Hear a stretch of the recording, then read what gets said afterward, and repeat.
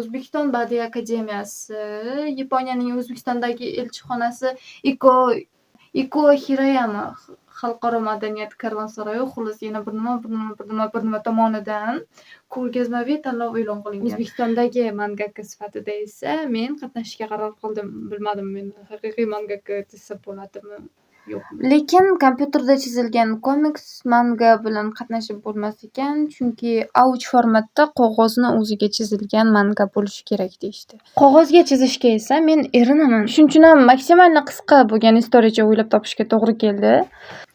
Men uxlashni yaxshi ko'radigan va turishga erinadigan odamlardanman. Gohida ertalab menga ish berishsa, o'ylayman, turish kerak. Turaman, boraman, u ishni qilaman. Оказывается, men всё еще uxlab yotganman. Uyqu shunchalik kuchliligidan, qilishing kerak bo'lgan narsani muhimlik darajasi ham past emasligini orqasidan sen u ishni tushingda qilasan.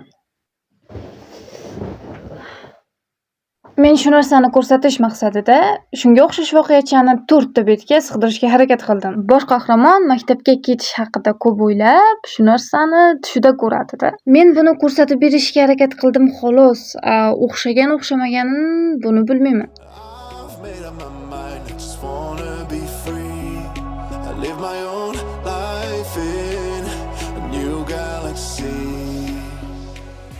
Spoiler, 4 ta betimiz ham tayyor. Qolganlarini timelapse yozilmagan ekan. Kirish boshladik. Tur o'g'lim.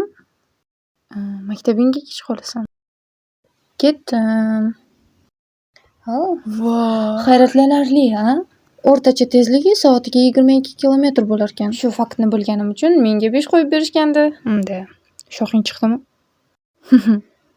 Aha. Ey, tur dedim senga. Da, istoriyachamiz shunaqa. Bilaman, azuchka zo'r emas. Qo'limdan kelgancha harakat qildim hozir. Soat 3:30. Так что boshqasi kutmaysiz mendan. Endi mana shu narsani audio formatga ko'chirishimiz kerak. Ming afsuslar bo'lsinki, shu narsani qog'ozga ko'chiradigan vaqtimni ham videoga olmagan ekanman. Mana bu esa jiyanim chizishga yordam bergan.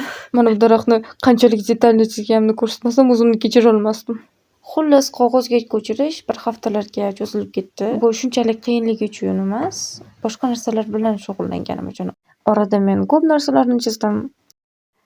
Sevara Nazarxonni, Amir Temurga tam personaj, Dandadan'dagi Ayasuni. Bundan tashqari Era Primoga ham qarab qo'yaman. Shaxsiy hayotim bor. Chizdim. Keyin aylandim. Keyin yana chizdim. Mehmonga bordim.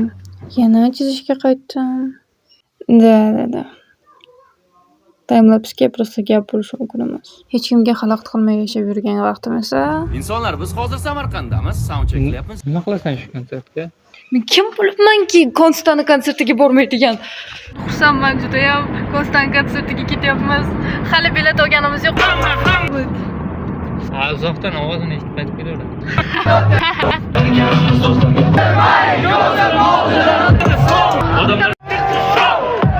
Konsert tugadi, biz chiqdik. Uyga kelib, yana ishga qaytdim. Shunday qilib, qog'ozga ham ko'chirib bo'ldim. O'zi aslida videoni tanlov tugagandan keyin, javoblar chiqqandagina tugatishim kerak edi. Lekin katta ehtimol bilan videoni keyin chiqaraman desam, umuman chiqmasdi. Chunki erinib qolishim mumkin. Bularni endi pochtadan Toshkentga yuborish kerak. Bilmadim, menimcha kompyuterda chizilgani baribir yaxshiroq chiqqan. Bo'ldi, menda shu.